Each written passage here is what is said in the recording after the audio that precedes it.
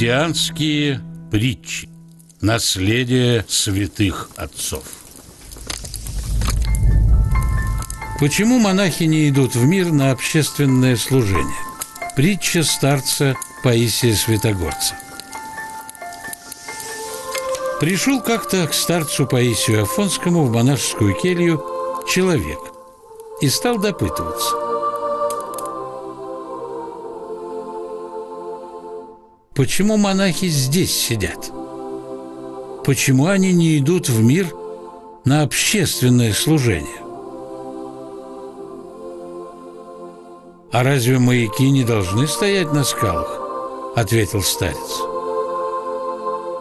«Или прикажете им тоже переехать в город и подключиться к работе уличных фонарей? У маяков свое служение, у фонарей свое.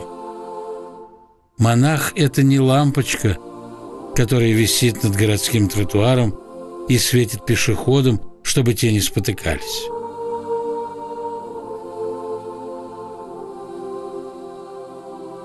Монах – это маяк в высоких скалах, призванный светить в морях и океанах для того, чтобы корабли шли верным путем и достигали главного пункта своего назначения – Бога».